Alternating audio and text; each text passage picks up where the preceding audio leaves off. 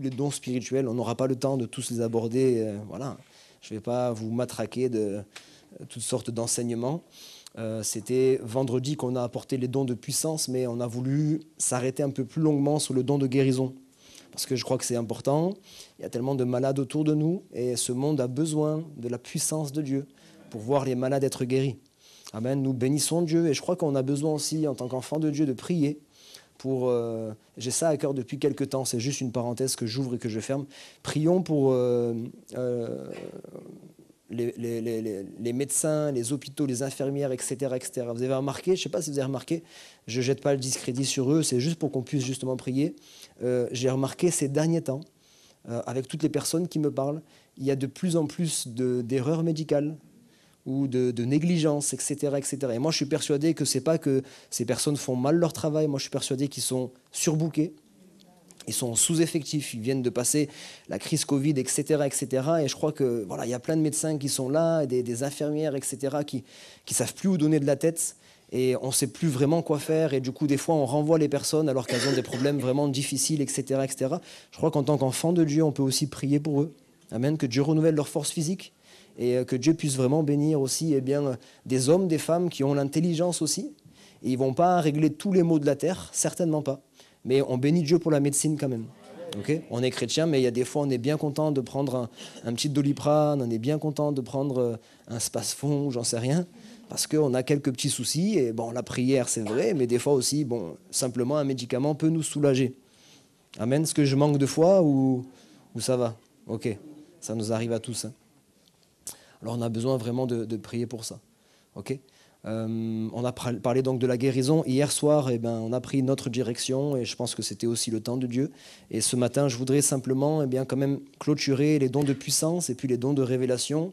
On va certainement les aborder mercredi, si besoin vendredi, pour ceux qui ne seront plus là. En tout cas, merci encore pour ceux qui sont venus avec nous pendant cette semaine. Il y aura certainement les enseignements sur YouTube. On n'aura plus le groupe musical, mais on aura encore les enseignements. Et puis, on pourra les partager pour ceux qui veulent voir la suite. Okay. Alors, dans les dons de puissance, juste rappelez-moi, parce que des fois, j'ai un peu de perte de mémoire. Qu'est-ce qu'on a comme don de puissance?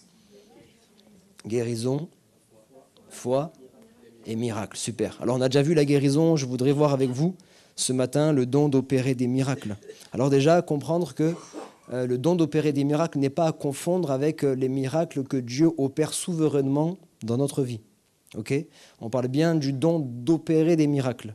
Parce qu'il y a des personnes qui vont me dire, moi, c'est bizarre parce que je ne suis pas encore baptisé du Saint-Esprit et je n'ai pas fait d'expérience avec Dieu, etc. Mais il y a des miracles dans ma vie. Ben, gloire à Dieu.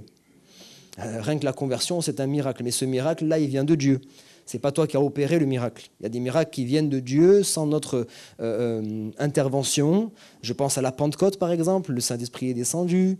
Je pense aussi à la manne qui venait dans le désert, alors que le peuple hébreu était là, et ce n'est pas le peuple hébreu qui a opéré le miracle, c'est simplement Dieu qui a fait un miracle.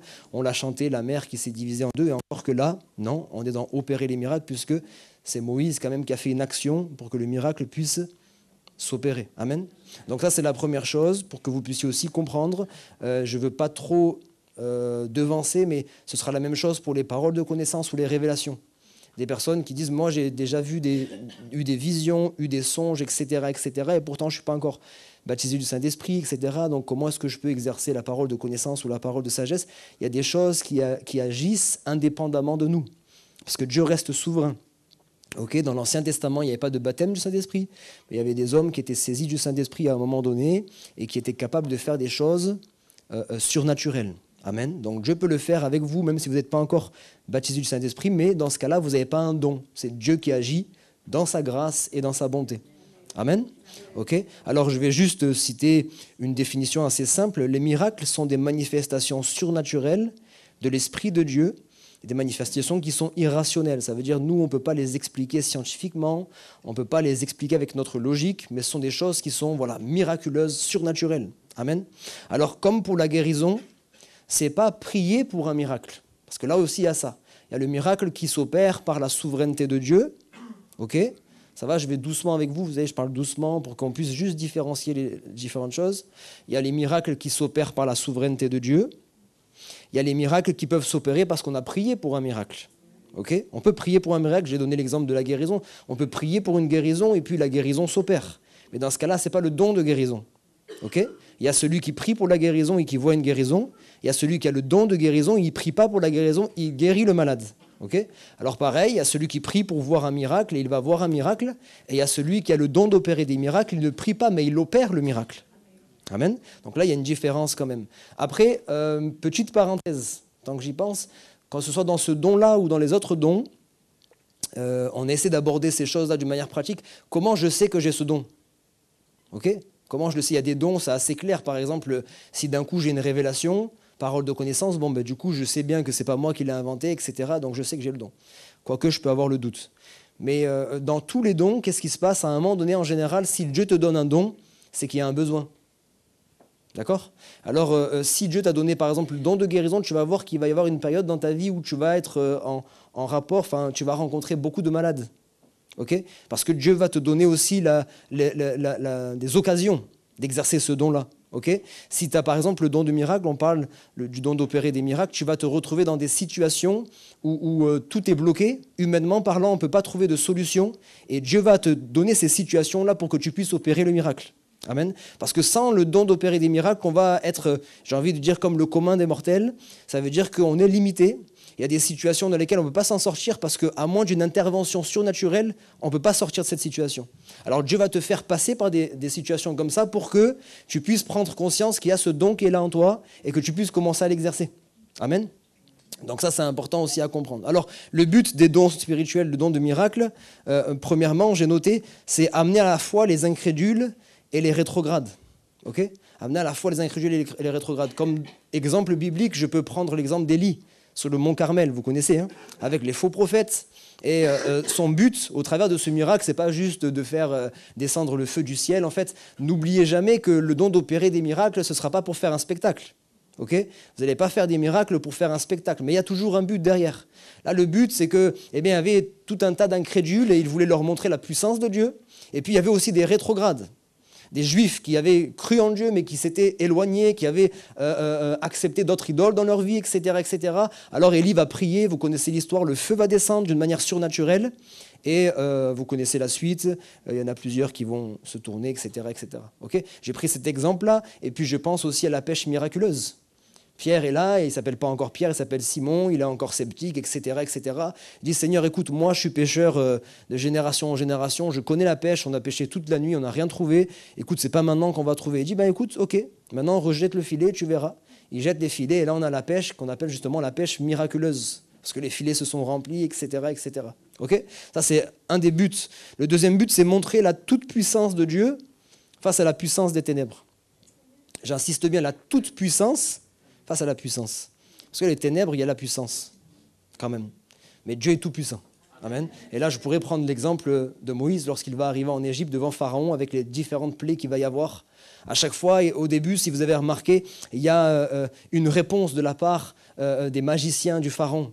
Il y a une réponse de la part des ténèbres. Moïse, au travers, bien sûr, de Dieu, va opérer des miracles, mais en face de cela, il y a les magiciens de Pharaon qui vont opérer les mêmes miracles. Mais plus on va monter, plus ils vont se retrouver derrière, loin derrière, parce que Dieu est tout-puissant. Amen. Dieu est tout-puissant. Et dans les cas de délivrance, parce que la délivrance, ça fait partie aussi des dons d'opération, des miracles, dans les cas de délivrance, on a pu vivre ces choses-là dernièrement avec les jeunes, sans citer la personne, on a eu un camp et on a prié pour une délivrance, et c'est une délivrance qui a été, j'ai envie de dire, d'une certaine manière compliquée, en tout cas pour nous, mais pour Dieu, ça n'a pas été compliqué. Et Dieu, certaines fois, laisse les choses, être complexes ou compliquées pour ensuite montrer qu'il a le dernier mot. Amen. Okay, parce qu'on a besoin de voir aussi que Dieu est puissant même dans les combats les plus difficiles. Amen. Et vous avez vu comment Dieu a fait justement quand on parle de Moïse. C'est lui-même qui a endurci le cœur de Pharaon. Parce que si c'était que Pharaon, il allait vite baisser les bras. Il allait vite dire allez. Mais Dieu voulait montrer. Dieu a endurci le cœur de Pharaon parce qu'il a voulu montrer sa toute-puissance. Il a voulu montrer que non, mais on ne blague pas, hein, il est Dieu. Et ces histoires-là, à l'époque, il n'y avait pas Instagram. Il n'y avait pas Facebook, il n'y avait pas le journal télévisé, il n'y avait rien de tout ça. Mais par contre, on en a entendu parler partout. Parce que quand vous lirez la suite, à chaque fois que le peuple juif arrivait dans un endroit pour conquérir une terre ou simplement pour passer, les gens savaient qui ils étaient.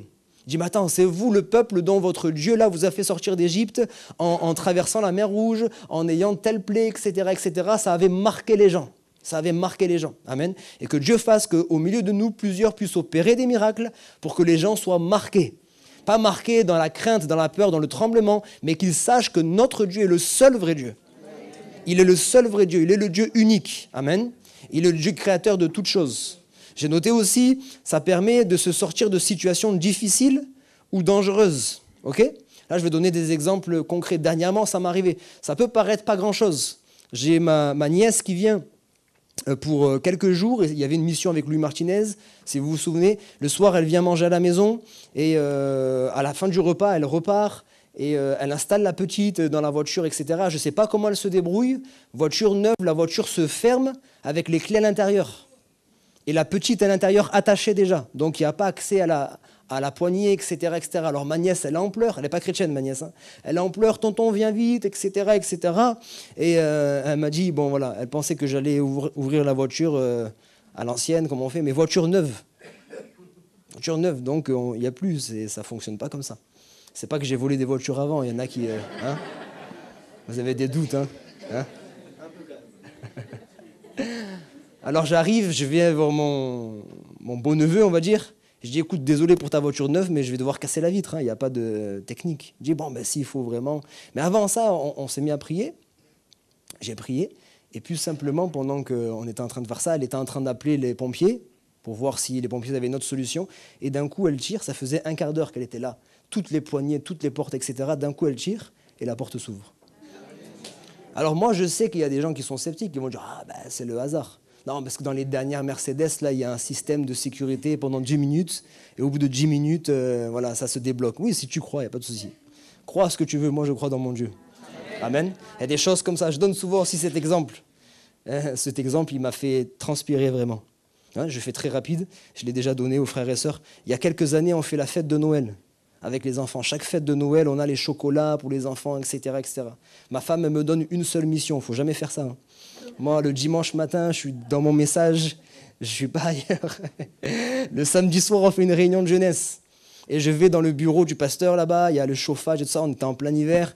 Je mets le chauffage, j'ai un entretien avec une jeune, on discute, etc. J'étais bien dans la salle, c'est chaud. Et j'ai mis tous les cartons de chocolat dans la salle. Et puis après, je suis parti faire la réunion.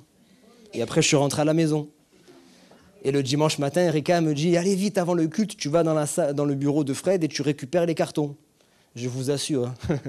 J'ai ouvert le bureau, c'était un sauna. C'était un hammam, c'est ce que vous voulez. Non, c'est pas possible. Là, j'ai pas eu de la peine pour les enfants. J'ai eu peur pour ma vie. J'ai eu peur pour ma vie. Je me suis dit, là, quand je vais retourner avec un chocolat chaud, en fait, la seule chose qu'on pouvait faire, c'était un chocolat chaud, vers ma femme, elle est gentille, hein, mais là, ça allait être chaud. J'ai ouvert comme ça, j'ai dit, aïe. J'ai refermé, et qu'est-ce que j'ai fait, là, plus sérieux? Non, parce que j'avais vraiment peur. Hein. J'ai mis ma main comme ça, j'ai dit, Seigneur Jésus-Christ, bon, pour les enfants et pour moi-même, ta grâce. Vous rigolez, vous savez ce qui s'est passé? J'ai même pas réouvert après, j'ai eu peur. J'ai ouvert que la première fois, j'ai vu que c'était pas en bon état, j'ai refermé. J'ai dit, hop, j'ai remonté les cartons, j'ai dit, vas-y, on verra bien à sa tête si ça a marché ou pas. On a distribué des chocolats aux enfants, ils ont été contents, pas de malades, rien du tout. Dieu a posé sa main. Amen. Vous savez, il y a des choses, je vous parle avec humour, mais il y a des choses, c'est des petites situations du quotidien. C'est pas toujours le Mont Carmel, c'est pas toujours des choses extraordinaires. Vous rentrez chez vous, franchement, en ce moment, c'est compliqué financièrement, c'est un dimanche, la clé se casse dans la serrure. Impossible de rentrer à la maison. Donc on a toujours une solution, le plombier. Moi j'en connais un, je vous donnerai pas son nom, je ne vais pas faire de pub, mais vous allez venir un dimanche, ça va être compliqué. Hein. Seigneur, s'il te plaît, ouvre la porte. Vous savez, des fois, ça arrivait même avec des voitures. Après, je termine sur ces exemples-là. Ça s'est passé avec la voiture ne démarre plus, ou je sais pas, il y a un problème, on n'a pas les sous pour réparer la voiture. Seigneur, s'il te plaît, pose ta main. Alors, on ne va pas faire ça pendant 10 ans. Au bout d'un moment, la voiture, si elle est capoute, elle est capoute. Hein. Mais des fois, ça nous permet de sortir de certaines situations. Amen. Le miracle, don d'opérer des miracles. Et ça, c'est des choses qu'on doit rechercher. J'avance un peu plus vite. Ça permet aussi de pourvoir aux besoins d'une manière surnaturelle. On a l'exemple, bien sûr, de la multiplication des pains. On n'avait que 5 pains, 2 poissons et une multitude qui était là. Et Jésus va prier, il va rendre grâce, et il va y avoir la multiplication. Ça, on l'a vécu, c'est vrai. Hein, pour ceux qui ont fait souvent, qui ont organisé des repas. Et à l'époque où on faisait un peu d'une manière moins organisée, chacun ramenait. Des fois, on se retrouvait avec 4 quiches et 3 pizzas et 100 personnes. Alors on disait, Seigneur, si tu ne fais pas grâce, on va manger des petites miettes. Eh bien, on a prié, je ne peux pas vous expliquer, je ne peux pas vous parler en termes de quantité, ni rien. On n'a pas eu 12 paniers après, mais on a vu que Dieu a pourvu. Dieu a pourvu. Amen.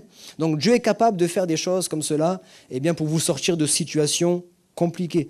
Dans le don d'opérer des miracles, je cite simplement, il y a aussi le don de ressusciter les morts. On peut aussi contrôler les éléments. On pense à Josué, qui a arrêté la course du soleil. On pense à Jésus qui a menacé la tempête. Il y a des exemples comme cela, où des fois, dans des situations bien particulières, on a besoin de voir aussi la main de Dieu agir, et là encore, on peut opérer un miracle. Et ça permet aussi, ça c'est très important pour les chrétiens, ça permet, c'est dans ce don-là aussi qu'on retrouve cette parole de Jésus, je vous donne autorité pour lier et pour délier. Vous savez, quand on prie pour des personnes, on peut certaines fois, je pense à Paul par exemple, Paul est avec le proconsul, vous connaissez cette histoire peut-être, avec le proconsul, il y a cet homme qu'on appelle Bar-Jésus, et il est là, Paul prêche au proconsul, et cet homme il est à côté pour distraire le proconsul, il est là pour essayer de lui empêcher de croire, etc. Paul au bout d'un moment, il est agacé, et il va déclarer une parole. Et à partir de ce moment-là, cet homme va être frappé de cécité. Et en fait là, c'est comme si spirituellement il a lié, ok ?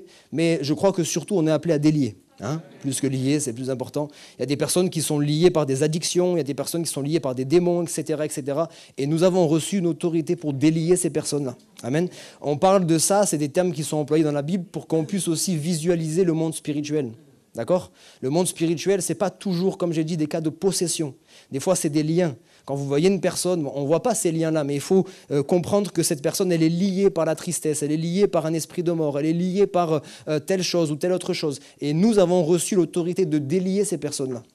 Amen. Okay. Voilà pourquoi plusieurs raisons de rechercher le don d'opérer des miracles. J'avance, comme ça on va essayer de clôturer ce matin. Le don de foi. Alors le don de foi et le don d'opérer des miracles, vous allez vous rendre compte s'ils se ressemblent. Okay, je cite, le don de foi, c'est le don par lequel la parole prononcée ou la volonté exprimée se produit d'une manière surnaturelle. Celui qui possède le don de foi croit en Dieu d'une telle manière que Dieu honore les paroles qu'il prononce comme si c'était les siennes. Il n'est pas question maintenant d'opérer des choses, mais ce sont souvent des paroles. Ou même si on ne prononce pas la parole, il y a une foi qui est là. Quand on parle du don de foi, ce n'est pas la foi comme on l'entend. Ce n'est pas la foi qui sauve, par exemple. Okay, tu peux avoir la foi pour être sauvé. Amen. Vous êtes avec moi? La foi pour être sauvé. Mais ça, ce n'est pas le don de foi. C'est aussi un don. Effectivement, on est sauvé par grâce, par le moyen de la foi. C'est un don de Dieu. Mais ce n'est pas le même don. Okay, ce n'est pas non plus la foi qui est le fruit de l'esprit. La foi qu'on utilise au quotidien pour différentes choses, la foi qui est le fruit de l'esprit, vous savez que la foi c'est un fruit de l'esprit. Amen. Alors ces choses-là, c'est des choses qui sont appelées à mûrir. Mais cette foi-là, elle est la vôtre comme la mienne, des fois elle est en haut, des fois elle est en bas. Hein. Ok, on est d'accord.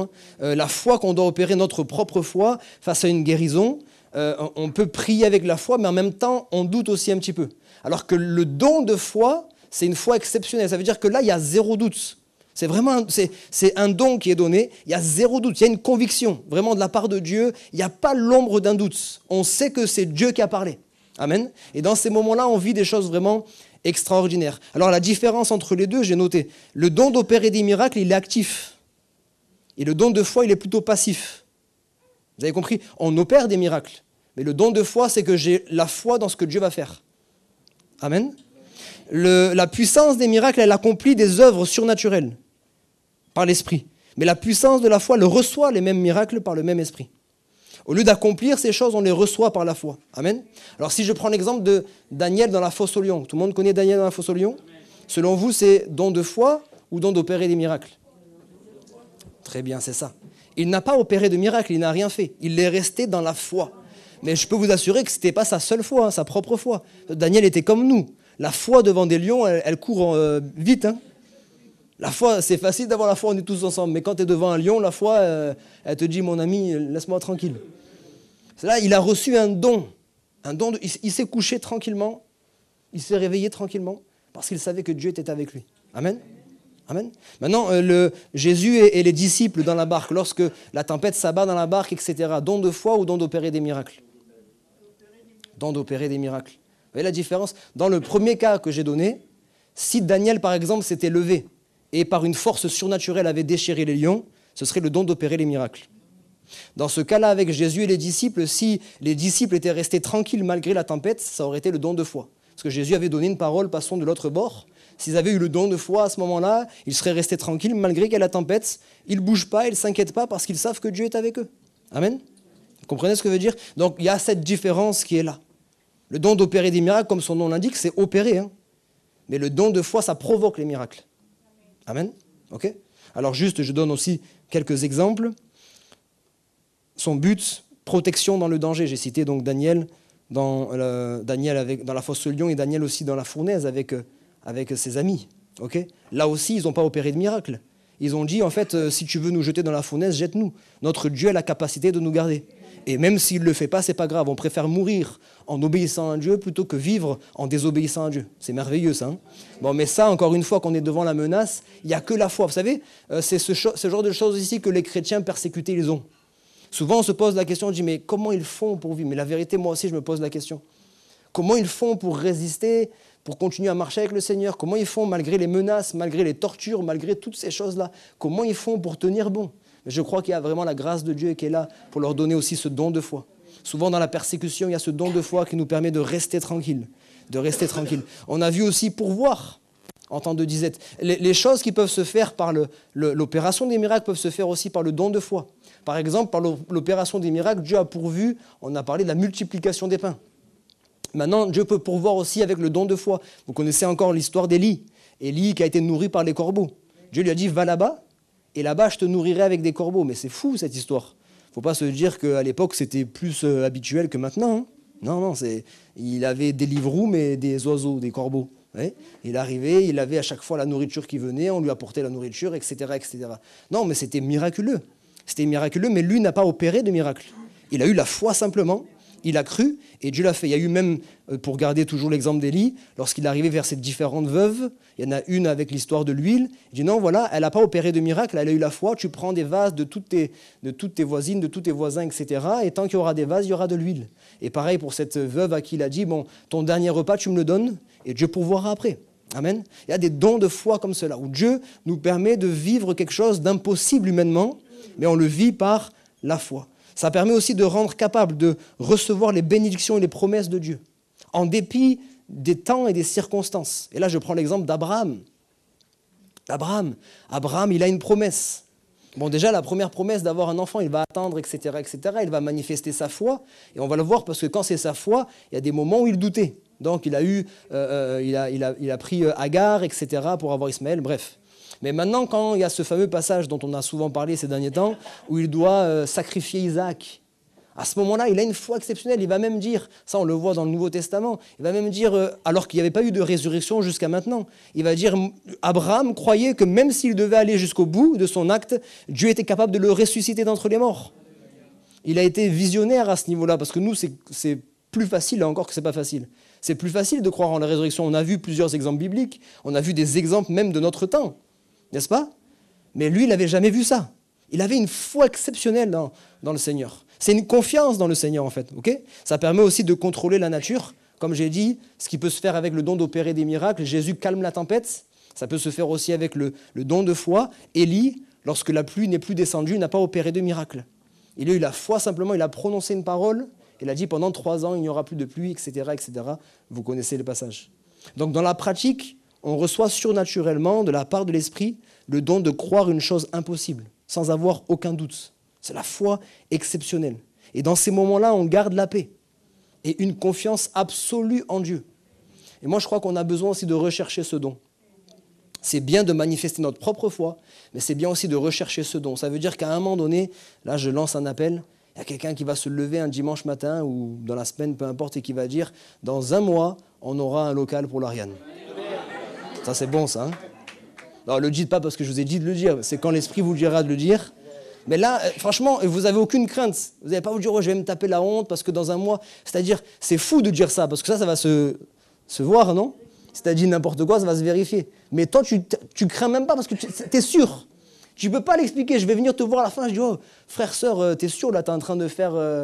Tout le monde est content, t'es sûr de toi? Ah oui, pas de souci, pasteur. Vas-y, attends, t'inquiète pas, tu verras. Je me souviens, j'ai l'exemple, la mamie de Sarah, mamie Mangini. On faisait les réunions à Beaulieu, chez mamie Mangini. Tu lui passeras le bonjour d'ailleurs. Hein. Et on était contents, on était dans le petit salon et tout ça. Et chaque vendredi, on faisait des réunions, on était avec des personnes, mais c'était petit quand même. Hein.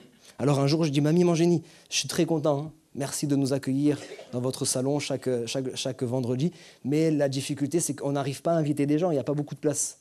Alors, on va prier, vous l'avez bien compris, on était 6-7, on va prier pour que dans un mois, jour pour jour, je me souviens parce que c'était le vendredi 2 février, et un mois après, c'était le vendredi 2 mars. Okay, alors j'ai dit, on va prier pour avoir un local. Au début, je n'avais pas la foi, hein. J'ai juste dit, on va prier. Et quand on a prié, vraiment, là, ce don qui s'est manifesté, l'assurance que c'est bon, dans un mois, on a un local. On a terminé la réunion, j'ai dit, vous savez quoi, il n'y avait que des sœurs. Vous savez quoi, les sœurs, on va préparer une méga réunion. Moi, je vais aller chercher les jeunes, là. Les jeunes, ils avaient le fuego déjà. Je dis, on va faire une agape, on va faire des chants comme ils ont fait, etc. On prépare ça et on va faire une réunion pas possible. Il y avait des membres de la famille de Sarah, ton cousin, etc., qui ne venaient plus à l'église depuis un moment. Il y avait des enfants de chrétiens, etc. Et j'ai dit, même eux, on va les inviter. Okay, alors on a commencé à inviter, on a commencé à faire le truc. Une semaine est passée, toujours pas de local. 2 semaines est passée, toujours pas de local. Les jeunes ont répété les chants. Je dis, c'est bien, on répète les chants, mais on va avoir un local. Ouais, on va l'avoir. Il est où le local? Je ne sais pas, mais on va l'avoir. 3 semaines est passée, toujours pas de local. On a tout essayé, on est passé par le maire, etc., etc. On a tout essayé, rien du tout. Le dimanche qui a suivi, le dimanche d'avant, pardon, mamie Mangini, elle vient me voir, elle dit, Kevin, ça commence à chauffer. Là, pas comme ça, elle m'a dit, mais c'est... Hein, la réunion, c'est vendredi. On est dimanche, on n'a toujours pas de salle. Je dis, ça va. Bon, ça va. Vous savez, et à ce moment-là, je vous assure, pourtant, j'aurais pu me dire, mais je suis en train de faire n'importe quoi. Parce que vous savez, en même temps, hein, l'ennemi va quand même... C'est pas parce que vous avez le don de foi que l'ennemi va pas... Je dis, mais t'as pas honte? Mais tu es en train d'attirer tout le monde, tu es en train d'inviter tout le monde, et au dernier moment, tu vas dire, en fait, non, on ne fait pas de réunion.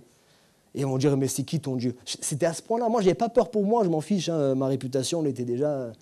Mais j'ai dit, Seigneur, c'est ta réputation. C'est ta réputation. Le mercredi, on appelle encore le maire, mamie Mangini appelle le maire, et le maire lui dit encore, je suis désolé, je ne peux pas vous prêter la salle. C'est juste politique, je ne peux pas vous prêter la salle. Le mercredi. C'est le jeudi matin qui rappelle et qui dit, allez, je vous prête la salle exceptionnellement. Vous savez ce qu'on a fait? On avait prié, il sera fait selon votre foi. Je me rappelle de ça parce qu'on avait prié, je ne sais pas pourquoi, j'ai eu une salle de 30 personnes. On a eu une salle avec 30 personnes. À la fin de la réunion, je dis, c'est bien beau, mais il nous a dit, il nous prête une fois la salle. OK? On avait prêché l'évangile et ce jour-là, il y avait, je ne sais plus, l'adjointe au maire, enfin en tout cas quelqu'un qui était dans la mairie. Elle dit, monsieur, ce que vous prêchez là, c'est super, il faut continuer à le faire. J'ai dit, oui, c'est gentil, mais on n'a pas de local. Elle dit, ça, vous vous en occupez pas, je m'en occupe. C'est l'adjointe au maire qui a passé des coups de fil toute la semaine et qui nous a trouvé un lieu dans lequel maintenant on peut mettre facilement 80 personnes, etc., etc. Amen. Le don de foi qui nous a fait passer à une nouvelle dimension. Amen. À quelque chose de plus, quelque chose de nouveau. Et ça, il faut qu'on le recherche. Amen. Il faut qu'on le recherche. Est-ce que les musiciens peuvent s'approcher? Et on va terminer cette semaine. Hein. Et puis, de toute façon, on va avoir un temps de prière encore. Mais je voudrais vraiment vous encourager. On n'a pas eu le temps de voir les dons de révélation, mais on va y venir. Le plus important, ce n'était pas de toute façon de tout connaître sur les dons. Je n'ai pas la prétention de vous faire comprendre toutes les choses sur les dons parce que moi-même, je n'ai pas toujours tout compris. Il y a des fois aussi, c'est compliqué parce qu'il y a des dons qui s'entremêlent. Vous savez ça? Il y a des dons qui s'entremêlent. Dans une délivrance, par exemple, vous pouvez avoir le don du discernement des esprits. Alors Dieu vous révèle c'est quel esprit qui est là. Et puis en même temps, il faut manifester le don d'opérer des miracles pour chasser le démon parce que le discernement, ça ne vous permet pas de chasser le démon. Et puis en même temps, à un moment donné, il peut y avoir une parole de connaissance. Vous avez une révélation d'une chose qui est dans sa maison à la personne. Et c'est ça qui pose problème, etc. Ou une chose qu'il a fait il y a des années, etc. etc. Vous voyez, donc, il y a plusieurs dons qui peuvent se manifester en une fois. D'accord? Et notre but, ce n'est pas qu'une fois qu'on l'a fait, on réfléchisse à savoir est-ce que j'ai opéré tel don? On s'en fiche de tout ça. On a besoin juste de comprendre ce que Dieu est capable de faire au travers de tous ces dons-là. Et moi, je crois que quand on recherche les dons spirituels, il ne faut pas forcément se contenter d'une chose. Seigneur, je veux exercer les dons spirituels. Point. Maintenant, c'est toi qui es souverain, c'est toi qui sais comment tu veux m'utiliser et les situations que je vais traverser. Alors, si tu voudras que je puisse donner une parole, eh ben, je donnerai la parole. Même si je ne sais pas encore si c'est une prophétie, une parole de connaissance, une parole de sagesse, on s'en fiche. Je veux juste que tu puisses m'aider à parler à des personnes. Amen. Et ça, je crois qu'on a besoin de rechercher les dons de puissance aussi, le dont nous avons parlé. Les dons de puissance vont permettre aux incrédules, à ceux qui sont sceptiques encore, de croire. Pas forcément de se convertir. Les dons de puissance ne vont pas convertir les gens, mais au moins de croire, d'être obligé de reconnaître. Vous savez, il y a eu ce malade qui a été guéri devant la porte du temple. Ça a fait toute une affaire, toute une histoire. Le Sanhédrin a essayé de faire taire cette affaire. Et à un moment donné, ils ont dit, on ne peut rien faire. Il est indéniable. Il est indéniable que cet homme était malade et que maintenant il est guéri. C'est indéniable, c'est comme ça. Vous voyez ce que je veux dire? Donc on a besoin de vivre ces choses-là. Est-ce qu'il y a des personnes qui ont juste envie de les vivre?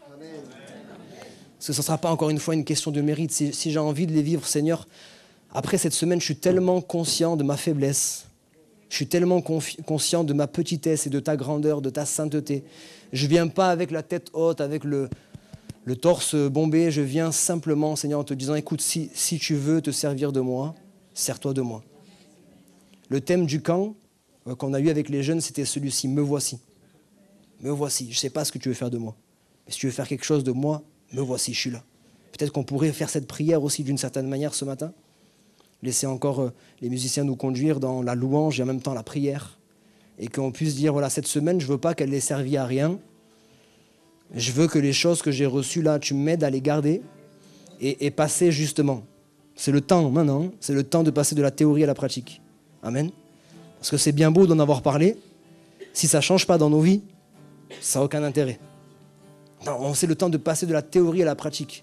Maintenant que j'ai commencé à vivre les choses, j'ai entendu parler de ces choses, maintenant je veux être un instrument entre tes mains. Amen.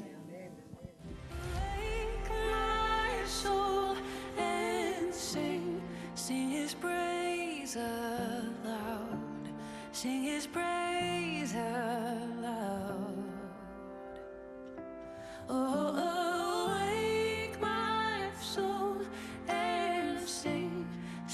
praise aloud.